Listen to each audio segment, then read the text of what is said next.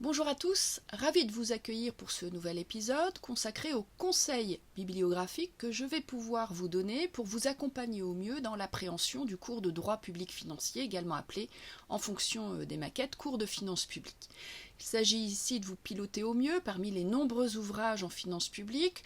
Si vous avez pris la peine, avant peut-être de visualiser cette vidéo, de faire un petit détour par votre service de documentation, vous avez pu constater que la littérature juridique sur le sujet était assez florissante. Il s'agit donc ici de vous donner quelques indications, sans prétendre effectivement à l'exhaustivité. Le choix sera forcément arbitraire parmi les ouvrages que je vais vous proposer, mais ils vous permettront alors soit d'approfondir certaines parties du cours, soit de vous accompagner dans le déroulé de la totalité de ce cours.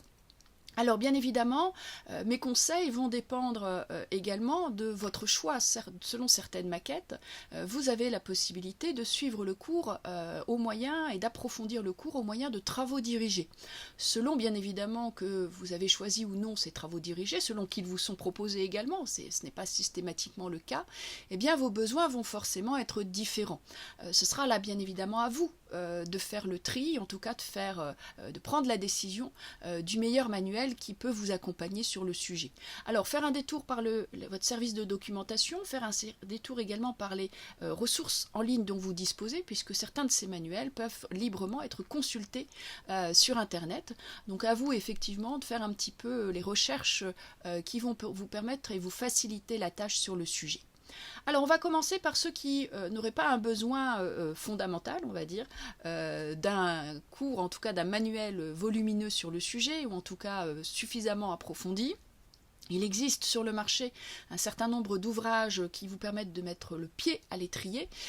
Parmi ces ouvrages, je vais vous en proposer quelques-uns sans prétendre à l'exhaustivité. L'idée, c'est de vous accompagner au mieux, alors soit dans le déroulé de la totalité du cours, soit sur certains points précis du cours. Le premier que j'ai envie de vous proposer, c'est un ouvrage qui est publié aux éditions Dalloz dans la collection Connaissances du droit. Il s'agit de l'ouvrage des professeurs Lascombe et Vandrich de l'Université de Lille, qui nous permettent effectivement de suivre, au travers d'un certain nombre de thématiques successives, l'essentiel des finances de l'État. On y parle des lois de finances, des lois financières en général, on y parle des modalités d'adoption et d'entrée en vigueur de ces lois financières, on y parle des compétences de l'autorité exécutive et de l'autorité législative. Donc une bonne entrée en matière sur le sujet à opérer. De manière plus ponctuelle, de manière à vous accompagner sur certaines parties du cours, qui prennent d'ailleurs un vocabulaire différent, c'est-à-dire que l'ouvrage, il ne faut pas être dérouté par le titre de l'ouvrage, n'est pas du tout intitulé ni droit public financier ni finances publiques. Il est consacré au droit budgétaire et à la comptabilité publique. Ici, il est question des modalités d'exécution du budget et des budgets publics. Ces modalités, on va les étudier au travers d'un certain nombre de développements du cours.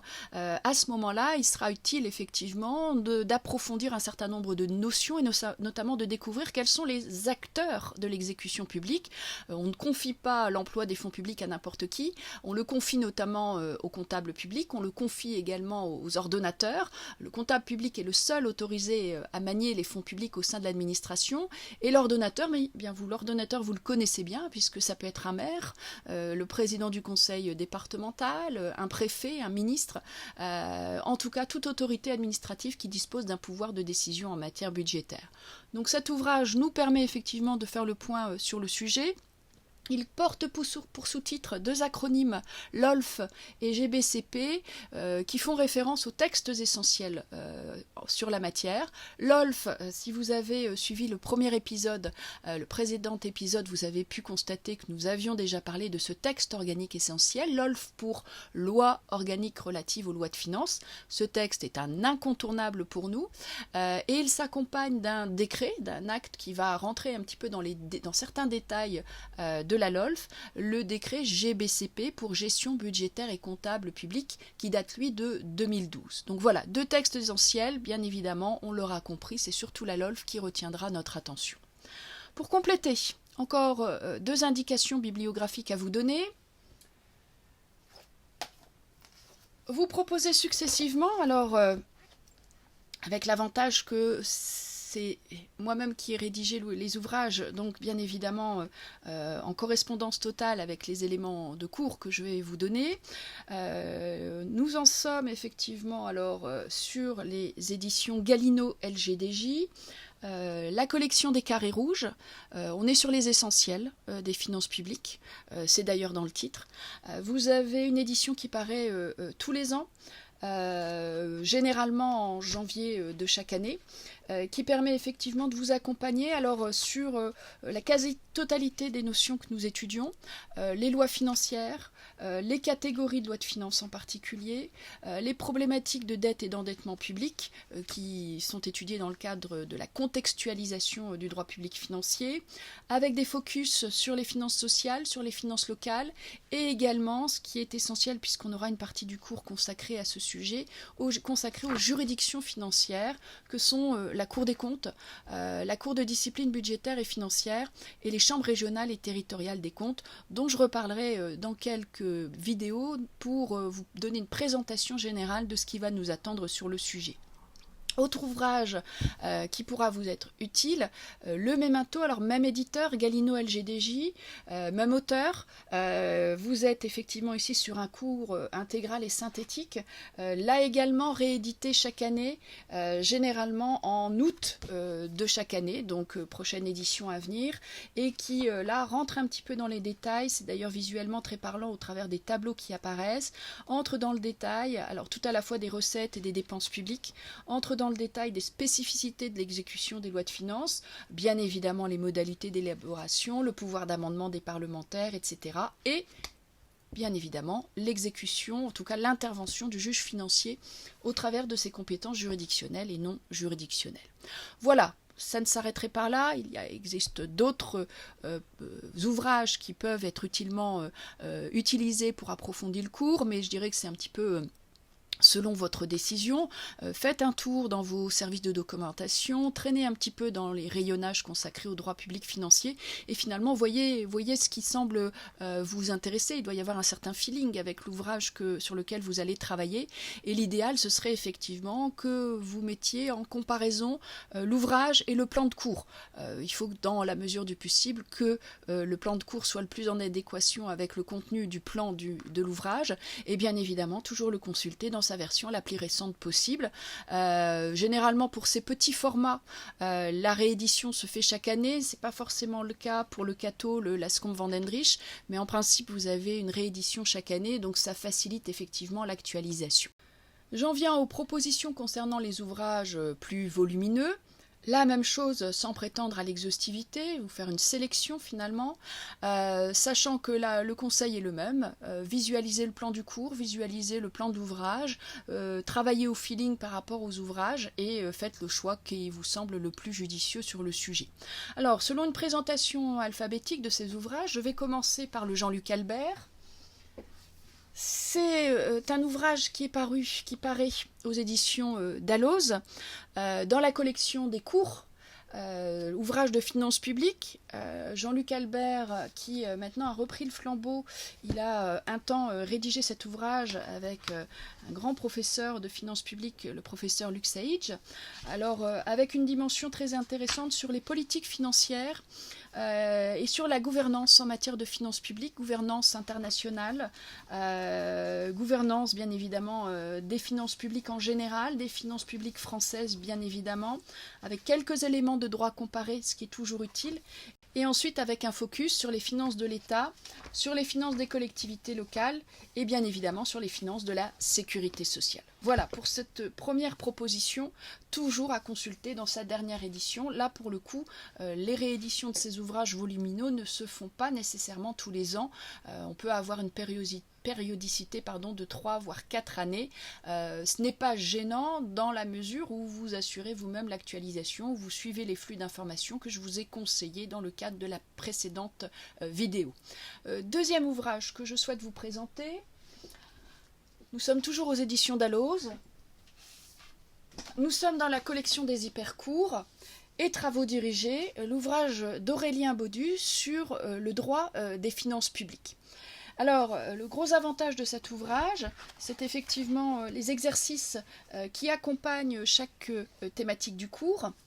Sur les thématiques, on est sur les classiques du droit budgétaire et des finances publiques en général. On est bien sûr sur le développement des finances publiques, du droit des finances publiques, sur les différentes normes, normes internationales, normes nationales. Une étude également sur les institutions financières et également sur les juridictions financières. Et ensuite un focus qui est réalisé sur le droit des finances publiques appliqué à l'État, appliqué aux collectivités locales et appliqué à la sécurité sociale, avec des comparaisons opérées dans la dernière partie de ce manuel sur des finances de droit comparé. Alors, comme je l'indiquais, gros avantage de cet ouvrage sur les exercices qui l'accompagnent et également sur la dimension historique qui est proposée par certains développements de ce cours. Ouvrage suivant, un grand classique, le cours de finances publiques, le manuel de finances publiques des professeurs Bouvier, Esclassant et Lassalle, aux éditions LGDJ, manuel, bien évidemment à consulter dans sa dernière édition également, qui présente la particularité par rapport aux précédents ouvrages, à la fois de donner une dimension assez économique à la matière et également de faire un point assez précis sur l'impôt et sur les acteurs et structures du système fiscal. Je pense que ce sont les deux particularités que je retiendrai plus facilement de cet ouvrage, au-delà bien évidemment des essentiels sur le cadre juridique de la matière, où là on retrouve effectivement un certain nombre d'éléments à mettre en parallèle du plan de cours que je vous propose. Autre ouvrage, on poursuit, toujours chez LGDJ, dans la collection des Présidoma, l'ouvrage de finances publiques du professeur Collet, qui présente la caractéristique d'une amorce légèrement différente de ce que l'on peut avoir l'habitude, puisqu'on commence à étudier et on entame cet ouvrage avec l'étude des acteurs de la gestion publique. On évoque également les outils de la gestion publique. On a également des détours intéressants sur la formation des prix, la masse monétaire, les taux d'intérêt, etc. Avant effectivement d'embrayer sur des essentiels de la matière, consacré aux contraintes budgétaires européennes, consacré aux recettes et aux dépenses publiques et aux grands principes de présentation du budget. Donc là également un ouvrage de référence qui pourra utilement vous permettre d'agrémenter les parties de cours, les vidéos, les supports papier que je mets à votre disposition. On poursuit, il nous reste deux ouvrages à vous présenter. Dans la collection des Précidalose, je ne vais pas m'oublier quand même, dans la collection des Précidalose, le manuel de droit public financier, donc de Stéphanie Damaré, qui présente la particularité de balayer effectivement à la fois le droit budgétaire, la comptabilité publique et également le contentieux financier. Donc bien évidemment on y voit les essentiels de ce que sont les ressources publiques, les dépenses publiques, les contextes, les différents périmètres des finances publiques, l'élaboration des budgets publics. On distingue bien évidemment l'État, les finances sociales et les finances locales, et surtout on porte une attention particulière dans cet ouvrage au contrôle des finances publiques. Alors contrôle politique, intervention du Parlement, intervention de l'Assemblée délibérante, contrôle administratif et également contrôle exercé par les juridictions financières. Là, on va parler de la Cour des comptes, de la Cour de discipline budgétaire et financière, des chambres régionales et territoriales des comptes. Et ça fait effectivement, en tout cas l'ouvrage se termine sur cet aspect essentiel du contrôle des finances publiques. Dernier ouvrage à vous présenter, qui pour l'instant se présente en un premier volume, mais un tome 2 est attendu pour cet ouvrage. Il s'agit de l'ouvrage de droit financier public du professeur Pelé, qui pour ce premier volume, en tout cas ce tome 1, est consacré aux monnaies, aux banques centrales et aux dettes publiques. Des développements historiques très fouillés, très intéressants. On apprend beaucoup à la lecture de cet ouvrage sur les épisodes économiques qui ont conduit à la situation actuelle que l'on connaît pour la France. Donc on parle bien évidemment de la monnaie souveraine, on parle de la dette, on parle des prérogatives de l'État en matière financière, en matière monétaire, on parle des opérations monétaires, on parle de déréglementation, on parle de régulation de marchés financiers. Bref, une très belle référence ici à ne pas oublier dans votre bibliothèque. Voilà Pour les manuels, je dirais, plus volumineux, voilà les essentiels sur lesquels je souhaite attirer votre attention. Il y en a un dernier dont on pourrait parler, mais malheureusement, il n'a pas été réédité depuis pas mal de temps. C'est l'Orsoni, professeur Orsoni, le Sciences et législation financière economica. C'est également une bible sur le sujet, vraiment un ouvrage de référence, mais qui date malheureusement de 2005 et qui n'a pas pu bénéficier d'une réédition malheureusement. C'est fort dommage. Néanmoins, ça constitue une référence également dans la bibliothèque de tout financier qui se respecte. C'est un ouvrage qui ne doit pas manquer. Donc bien évidemment, vous l'avez compris, peut-être plus ici pour ceux qui ont des besoins particuliers au travers de mémoires, de dissertations à faire, où vous allez pouvoir trouver aussi des aspects historiques extrêmement intéressants. Alors, on en a quasiment terminé avec cette présentation. Il me reste quelques ouvrages, j'ai envie de vous dire, de chevet à mettre sur votre table de chevet pour préciser un petit peu certains pans du cours, en tout cas des choses que j'ai trouvées suffisamment intéressantes à la lecture pour attirer votre attention. Alors, deux ouvrages tout d'abord.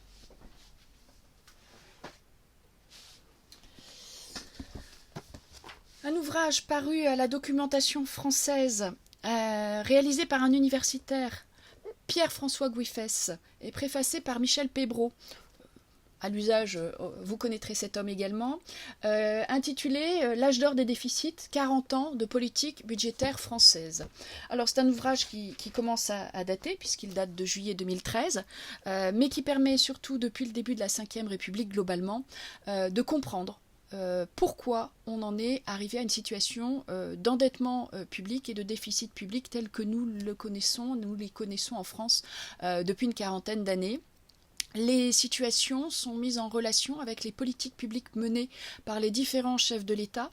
On débute effectivement avec le quinquennat Hollande, donc c'était forcément au travers de la publication de l'ouvrage, donc un condensé si je puis dire, et une analyse méthodique des politiques menées par les différents gouvernements successifs et leur incidence sur la situation de déficit de la France.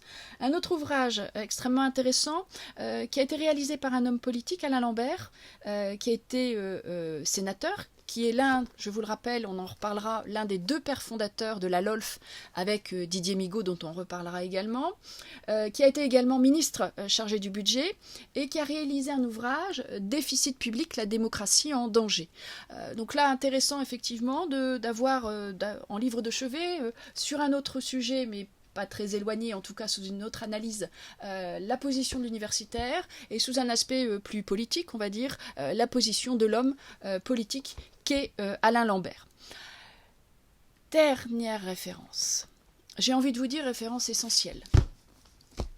Tellement essentielle que lorsque vous consulterez sur la plateforme de l'université le plan ainsi que le document de conseil bibliographique que je vous donne, vous voyez apparaître toutes ces références, si vous en avez le besoin, si vous voulez quelque chose de plus précis que ce que je viens de vous présenter ici à l'oral dans le cadre de cette vidéo, vous pouvez ouvrir à bon escient le document qui vous retrace ces conseils bibliographiques. Vous y retrouverez toutes les références quasiment de ces ouvrages que je viens de vous conseiller. Vous y trouverez également, alors j'ai eu envie effectivement d'intituler de manière assez humoristique, on va dire, les différentes rubriques d'entrée. Donc on a pour découvrir la matière les petits volumes que je vous ai présentés en débutant cette vidéo. On a pour développer vos connaissances les ouvrages effectivement plus volumineux que je vous ai présentés. J'ai, pour parler des ouvrages à mettre sur votre table de chevet, intitulé cette rubrique « Avant de s'endormir ». Et la dernière rubrique, je l'ai intitulée « Pour préserver la bonne humeur de son professeur ». Et dans cette rubrique, vous trouvez la référence à 3 ouvrages, mais finalement une collection unique, la collection des Becherel. Alors, les Becherel... à l'époque où je faisais mes études, il n'existait qu'un Becherel, celui consacré à la conjugaison. Et j'ai découvert, en faisant mes achats de fournitures pour mes enfants au collège, maintenant ils sont au lycée, que la collection des Becherel s'était enrichie depuis, puisqu'on y a ajouté la grammaire et on y a ajouté l'orthographe. Je pense très sincèrement que ces éléments, alors au-delà de l'humour, hein, un petit peu pour vous accompagner sur le sujet, les problèmes d'orthographe, de grammaire, de conjugaison sont quand même très importants dans vos copies, dans vos mémoires, dans vos dissertations. Il est essentiel de faire un effort, au moins de relecture. Les problèmes de conjugaison sont récurrents. Alors j'essaye de vous accompagner chaque année de manière aussi là un petit peu humoristique. C'est d'ailleurs une rubrique qui est très suivie notamment des anciens étudiants, un petit peu peut-être moins populaire auprès des actuels étudiants, en tout cas au moment où je corrige leurs copies. Mais à un moment donné, vu les fautes que je découvre dans vos copies, il y a une envie de se défouler. Et je me défoule, en tout cas j'essaye de vous alimenter d'une certaine manière, en identifiant, très souvent c'est sur la page Facebook, les perles que je trouve. Alors des perles sur le fond, parce que parfois effectivement il y a des erreurs de fond assez conséquentes qui sont réalisées, mais aussi les perles en termes d'orthographe, de grammaire, de conjugaison, histoire déjà d'attirer votre attention, voir le type de fautes auxquelles on peut être confronté en tant qu'enseignant, et surtout vous en enrichir, parce que certaines de ces fautes se multiplient en fonction des étudiants. Il peut être intéressant de constater qu'il y a quand même des fautes récurrentes qui sont à constater sur le sujet. Donc oui, si vous voulez me faire plaisir, si vous ne voulez que je ne m'énerve pas à la lecture de vos copies lorsque je les corrige, eh bien voilà, la consultation du Becherel, c'est un essentiel. Alors bien sûr, c'est un petit peu plus difficile lorsque vous réalisez l'épreuve en amphi. Mais là, pour le coup, alors que cette vidéo est réalisée en pleine crise sanitaire et en anticipant peut-être des cours à distance qui pourraient avoir lieu à compter de septembre prochain, j'ai été très étonnée de constater d'énormes fautes dans les copies numériques qui m'étaient transmises, alors que vous aviez tous les moyens tout le temps de vous relire, puisque l'épreuve n'était pas synchrone. Vous aviez tout le temps de vous relire, de corriger, de vérifier sur Internet l'orthographe, la grammaire, la conjugaison. Eh bien j'ai quand même trouvé un nombre de fautes relativement conséquent. Je le regrette vivement, d'autant plus que là vous étiez en situation, en tout cas les étudiants étaient en situation pour le faire. Alors pour le coup, ceux qui vont consulter cette vidéo, ce seront les étudiants que je vais corriger dans quelques mois, donc faites attention. Relisez-vous en amphi, il y a toujours des fautes d'inattention qui passent à la trappe et c'est vraiment dommage, alors que ça a forcément un effet induit sur le correcteur. On va forcément avoir une mauvaise impression à la lecture de votre copie. Je ne dis pas que ça a forcément une incidence sur la notation, mais essayez de relever la barre quand même. Puis de toute façon, ce n'est pas normal, arrivé à votre niveau d'études, de ne pas pouvoir me rendre une copie sans faute et sans problème de grammaire. Alors je vous rassure, hein, c'est pas le cas de tout le monde, on a quand même des belles copies, sur le fond, sur la forme, donc ça il faut le saluer, mais forcément l'œil est beaucoup plus attiré par ce qui va mal que par ce qui va bien. Donc voilà, vous êtes maintenant avertis. On en vient à la fin de cette vidéo, j'espère que vous prendrez avec utilité les conseils bibliographiques que je viens de vous donner, et je vous donne rendez-vous dans la vidéo suivante.